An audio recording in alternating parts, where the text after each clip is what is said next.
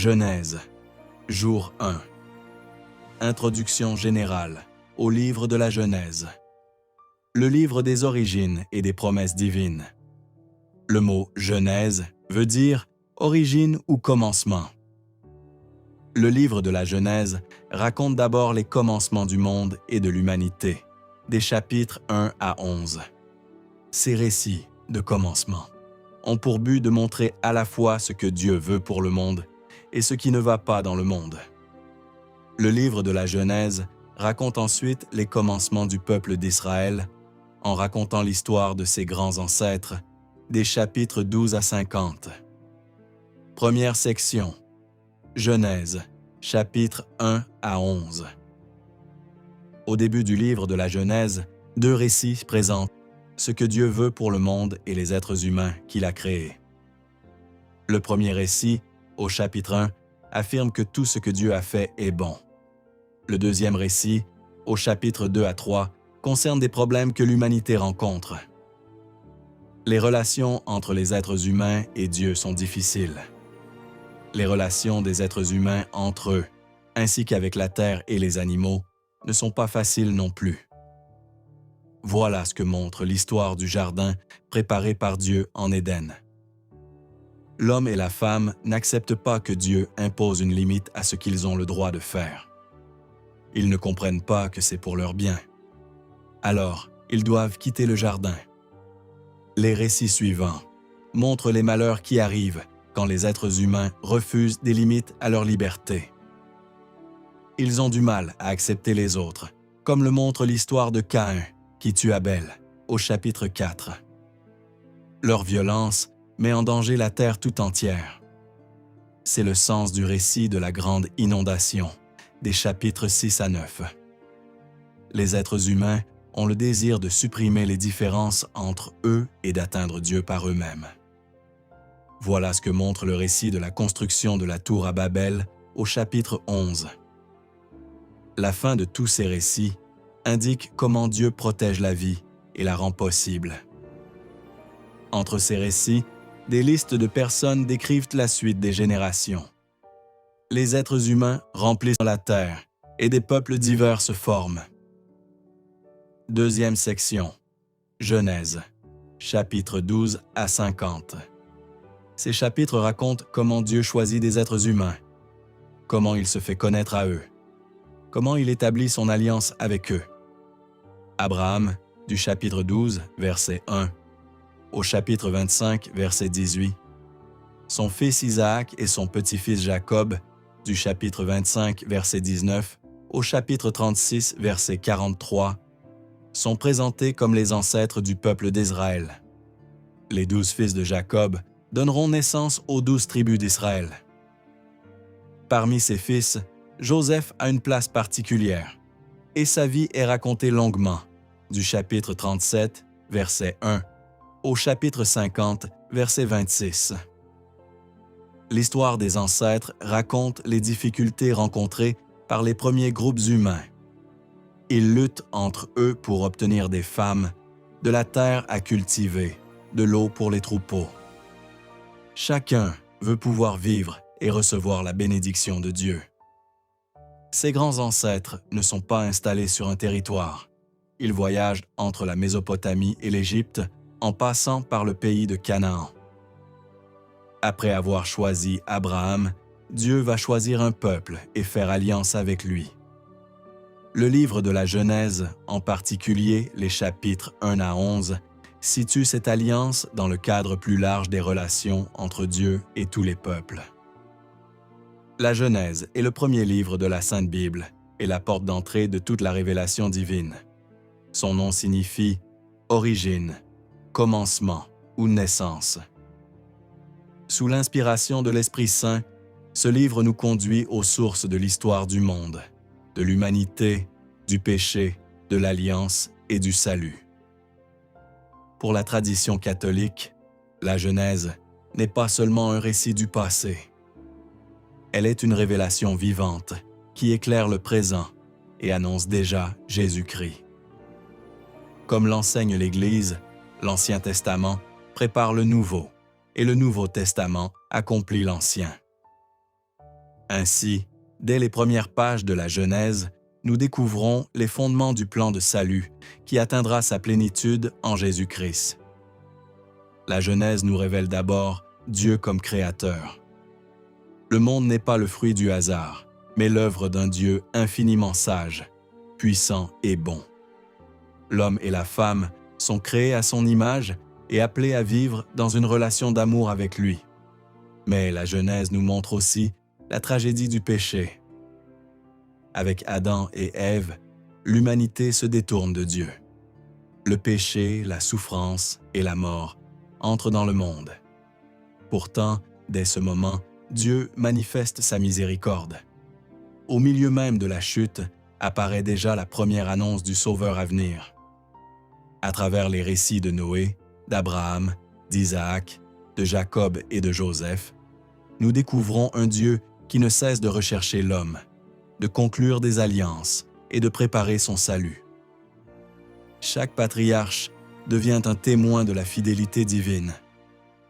Malgré les faiblesses humaines, Dieu demeure fidèle à ses promesses. La Genèse est également le livre de la foi. Abraham croit contre toute espérance. Isaac apprend l'abandon. Jacob découvre la puissance de la bénédiction divine. Joseph expérimente la providence qui transforme le mal en bien. Tous annoncent à leur manière le Christ à venir. L'un des grands enseignements de la Genèse est que Dieu conduit l'histoire. Rien n'échappe à sa providence. Même les événements douloureux, les épreuves, les injustices et les fautes humaines peuvent devenir, entre ses mains, des instruments de salut. Enfin, la Genèse est un livre profondément actuel. Elle répond aux grandes questions de l'existence humaine. D'où venons-nous? Pourquoi le mal existe-t-il? Quel est le sens de la souffrance? Dieu agit-il encore dans l'histoire? Comment vivre dans la foi? Quelle est notre destinée ultime? À travers cette étude, chapitre par chapitre, nous chercherons à découvrir ce que chaque texte révèle sur Dieu, ce qu'il nous enseigne sur l'homme, ce qu'il annonce de Jésus-Christ, les promesses divines à accueillir, les versets à mémoriser, les enseignements spirituels à mettre en pratique, les passages relatifs à la guérison physique lorsque Dieu manifeste son action de restauration. Que cette lecture nous permette non seulement de mieux connaître les Écritures, mais surtout de mieux connaître le Dieu vivant qui se révèle à travers elles. Comme les disciples d'Emmaüs, demandons à l'Esprit Saint d'ouvrir notre intelligence afin que nous reconnaissions le Christ présent dans toutes les Écritures. Au commencement, Dieu créa le ciel et la terre, comme il est écrit dans le livre de la Genèse, chapitre 1, verset 1.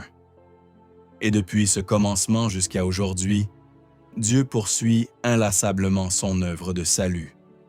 Genèse, chapitre 1. La création du monde. Au commencement, Dieu créa le ciel et la terre. La terre était informe et vide, les ténèbres étaient au-dessus de l'abîme, et le souffle de Dieu planait au-dessus des eaux.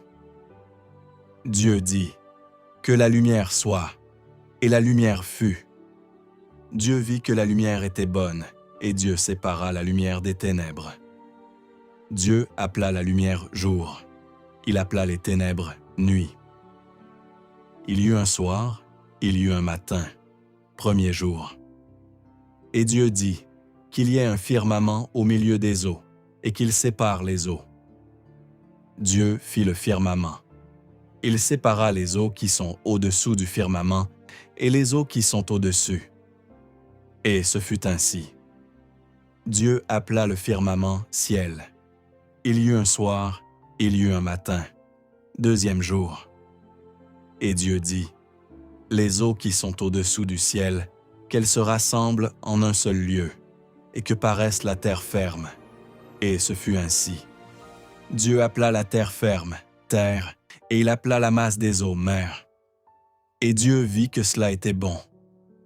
Dieu dit, « Que la terre produise l'herbe, la plante qui porte sa semence, et que sur la terre, l'arbre à fruits donne, selon son espèce, le fruit qui porte sa semence. Et ce fut ainsi. La terre produisit l'herbe, la plante qui porte sa semence, selon son espèce, et l'arbre qui donne, selon son espèce, le fruit qui porte sa semence. Et Dieu vit que cela était bon. Il y eut un soir, il y eut un matin, 3e jour. Et Dieu dit, qu'il y ait des luminaires au firmament du ciel, pour séparer le jour de la nuit, qu'ils servent de signes pour marquer les fêtes, les jours et les années, et qu'il soit, au firmament du ciel, des luminaires pour éclairer la terre. Et ce fut ainsi. Dieu fit les 2 grands luminaires, le plus grand pour commander au jour, le plus petit pour commander à la nuit. Il fit aussi les étoiles. Dieu les plaça au firmament du ciel pour éclairer la terre, pour commander au jour et à la nuit, pour séparer la lumière des ténèbres. Et Dieu vit que cela était bon. Il y eut un soir, il y eut un matin, 4e jour. Et Dieu dit que les eaux foisonnent d'une profusion d'êtres vivants et que les oiseaux volent au-dessus de la terre, sous le firmament du ciel.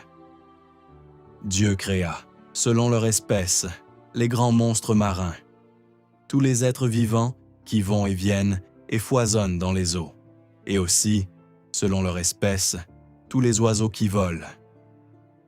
Et Dieu vit que cela était bon. Dieu les bénit par ses paroles. Soyez féconds et multipliez-vous, remplissez les mers, que les oiseaux se multiplient sur la terre. Il y eut un soir, il y eut un matin, 5e jour, et Dieu dit que la terre produise des êtres vivants selon leur espèce, bestiaux, bestioles et bêtes sauvages selon leur espèce. Et ce fut ainsi. Dieu fit les bêtes sauvages selon leur espèce, les bestiaux selon leur espèce, et toutes les bestioles de la terre selon leur espèce. Et Dieu vit que cela était bon. Dieu dit, « Faisons l'homme à notre image, selon notre ressemblance. Qu'il soit le maître des poissons de la mer, des oiseaux du ciel, des bestiaux, de toutes les bêtes sauvages et de toutes les bestioles qui vont et viennent sur la terre. » Dieu créa l'homme à son image. À l'image de Dieu, il le créa. Il les créa hommes et femmes. Dieu les bénit et leur dit, « Soyez féconds et multipliez-vous, remplissez la terre et soumettez-la. Soyez les maîtres des poissons de la mer, des oiseaux du ciel et de tous les animaux qui vont et viennent sur la terre. » Dieu dit encore, « Je vous donne toute plante qui porte sa semence sur toute la surface de la terre, et tout arbre dont le fruit porte sa semence. Telle sera votre nourriture. À tous les animaux de la terre, à tous les oiseaux du ciel, à tout ce qui va et vient sur la terre et qui a souffle de vie, je donne comme nourriture toute herbe verte. » Et ce fut ainsi. Et Dieu vit tout ce qu'il avait fait. Et voici, cela était très bon. Il y eut un soir, il y eut un matin, 6e jour. Fin du chapitre. Première partie. Résumé du chapitre. Le premier chapitre de la Genèse ouvre toute la révélation biblique. Il présente Dieu comme le Créateur souverain de toutes choses. Par sa seule parole, Dieu fait passer l'univers du néant à l'existence et organise progressivement la création en 6 jours, avant de contempler son œuvre qu'il déclare « très bonne ». Les 6 jours de la création sont marqués par un ordre parfait. Premier jour, création de la lumière et séparation de la lumière et des ténèbres. Deuxième jour, création du firmament qui sépare les eaux. Troisième jour, apparition de la terre ferme, des mers et de toute la végétation. Quatrième jour, création du soleil, de la lune et des étoiles pour marquer les temps et les saisons. Cinquième jour, création des poissons et des oiseaux. Sixième jour, création des animaux terrestres, puis de l'homme et de la femme, créés à l'image et à la ressemblance de Dieu, auquel Dieu confie la mission de dominer la création et de la faire fructifier. Le chapitre se conclut par cette affirmation solennelle. Dieu vit tout ce qu'il avait fait. Cela était très bon. Comme on le lit dans le livre de la Genèse, chapitre 1, versets 30 et 1. Deuxième partie. Enseignement doctrinal catholique. Ce chapitre enseigne plusieurs vérités fondamentales de la foi catholique. Dieu est l'unique créateur du ciel et de la terre. Toute la création est bonne parce qu'elle provient de Dieu. L'univers n'est ni le fruit du hasard, ni celui de plusieurs divinités. L'homme est créé à l'image et à la ressemblance de Dieu. L'homme et la femme possèdent une égale dignité. La création est confiée à l'humanité pour être cultivée et gardée avec responsabilité. Dieu crée par sa parole, annonçant déjà le Verbe éternel par qui tout sera créé. Troisième partie, ce que le chapitre révèle sur Dieu. Ce chapitre révèle que Dieu est le Créateur tout-puissant, le Dieu éternel, existant avant toute chose, le Dieu de l'ordre et non du chaos, le Dieu de la lumière, le Dieu de la beauté, le Dieu de la vie, le Dieu qui parle et accomplit immédiatement ce qu'il dit, le Dieu qui bénit, le Dieu qui aime sa création. Quatrième partie, ce que le chapitre m'enseigne sur l'homme. Ce chapitre m'enseigne que je ne suis pas le fruit du hasard. Ma vie possède une dignité infinie. Je suis créé à l'image de Dieu. Dieu me confie une responsabilité envers la création. Je suis appelé à vivre en communion avec Dieu. Toute personne humaine possède une valeur sacrée. Je suis appelé à faire fructifier les dons reçus de Dieu. Cinquième partie, ce que le chapitre annonce ou révèle de Jésus-Christ. Le chapitre 1 de la Genèse annonce déjà le Christ de plusieurs manières. Jésus est le Verbe créateur par qui tout a été créé, comme on le lit dans l'Évangile de Jean, chapitre 1, versets 1 à 3, et dans l'Épître aux Colossiens, chapitre 1, versets 16 à 17. La lumière créée annonce le Christ, lumière du monde, selon l'Évangile de Jean, chapitre 8, verset 12. L'image de Dieu trouve son accomplissement parfait dans le Christ. Image parfaite du Père, selon l'Épître aux Colossiens, chapitre 1, verset 15. Le souffle créateur annonce la vie nouvelle que Jésus donnera par l'Esprit Saint. La création nouvelle commencera pleinement avec la résurrection du Christ. Sixième partie. Point de louange au Père. Dieu le Père, tu es le Créateur du ciel et de la terre. Par ta parole, tout est venu à l'existence et toute la création proclame ta gloire. Je te loue et je t'adore. Septième partie. Point de louange à Jésus. Jésus, tu es le Verbe éternel, par qui tout a été créé. Tu es la lumière du monde, et en toi, tout subsiste. Je te loue et je t'adore. Huitième partie. Point de louange au Saint-Esprit.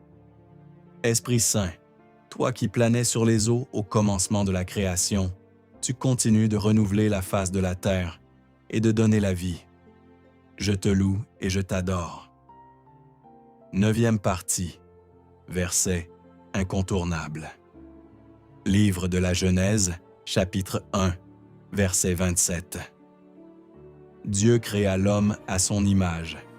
À l'image de Dieu, il le créa. Hommes et femmes, il les créa.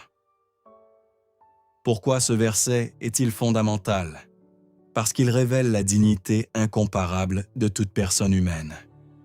Chaque homme et chaque femme portent en eux l'image de Dieu et sont appelés à vivre en communion avec lui. Ce verset fonde la vision chrétienne de la personne humaine, de sa valeur et de ses droits. 10e partie. Promesses bibliques. Livre de la Genèse, chapitre 1, verset 28. Soyez féconds, multipliez-vous, remplissez la terre et soumettez-la. Prière de proclamation. Père céleste, je crois que tu m'as créé pour porter du fruit. Bénis ma vie, mon travail, ma famille et toutes les missions que tu me confies. Que ta bénédiction repose sur moi pour ta plus grande gloire. 11e partie. Prière inspirée du chapitre. Père très saint, je te remercie d'être mon Créateur. Tu m'as appelé à l'existence par amour et tu m'as créé à ton image. Apprends-moi à respecter ta création, à vivre dans la lumière et à faire fructifier les dons que tu m'as confiés. Par Jésus-Christ, ton Fils, dans la puissance de l'Esprit Saint. Amen. 12e partie. Comment utiliser ce chapitre dans ma prière et mon intercession? Je peux prier pour rendre grâce au Créateur, pour la protection de la création, pour les familles, pour les enfants à naître, pour les scientifiques et les chercheurs, pour les agriculteurs et tous ceux qui travaillent en la terre, pour les personnes qui doutent de leur dignité, pour le respect de toute vie humaine, pour recevoir la sagesse dans l'exercice de mes responsabilités. 13e partie. Guérison dans ce chapitre. Pas de guérison physique notable dans ce chapitre. Le chapitre est consacré à la création de l'univers, la création de la vie, la création de l'homme et de la femme, la bénédiction de Dieu sur toute la création. Aucune maladie, ni aucune guérison physique n'y sont rapportées. Observation spirituelle. Bien qu'il n'y ait pas de guérison physique, ce chapitre révèle la source de toute vie et de toute restauration. Dieu est le Créateur. Celui qui a donné la vie dès le commencement possède également le pouvoir de la restaurer. Toute guérison physique ou spirituelle trouve son origine dans cette puissance créatrice de Dieu. 14e partie. Résumé pratique. Ce que je crois. Dieu est le créateur de toutes choses. Toute la création est bonne. Je suis créé à l'image de Dieu. Jésus est le Verbe, par qui tout a été créé. L'Esprit Saint est l'Esprit créateur qui donne la vie. Ce que je dois vivre. Respecter toute vie humaine. Louer Dieu pour la création. Prendre soin de la création. Vivre selon la dignité de mon appel. Faire fructifier les dons reçus de Dieu. Ce que je dois retenir. Le chapitre 1 de la Genèse est le fondement de toute la Bible. Il révèle Dieu comme le Créateur souverain, l'origine de toute vie et de toute bonté. L'homme et la femme, créés à son image, reçoivent une dignité unique et une mission de responsabilité envers la création. Ce chapitre annonce déjà le Christ, Verbe créateur, et l'œuvre de l'Esprit Saint qui donne la vie. Il nous invite à contempler la grandeur de Dieu, à reconnaître notre vocation et à vivre dans la louange du Créateur. Formule de conclusion. Père éternel, Créateur du ciel et de la terre, je te remercie de m'avoir créé à ton image et à ta ressemblance. Que ma vie soit une louange à ta gloire. Par Jésus-Christ, ton Verbe éternel, dans la puissance de l'Esprit Saint, fais de moi une créature renouvelée qui vit pour toi. Amen. Rejoignez-nous en envoyant votre demande aux 2 numéros WhatsApp affichés ou en cliquant sur le lien en description de cette vidéo. Pour lire en communauté la Bible de A à Z avec des commentaires inspirés, baigner dans l'onction d'Esprit Saint et de puissance et recevoir d'abondantes grâces.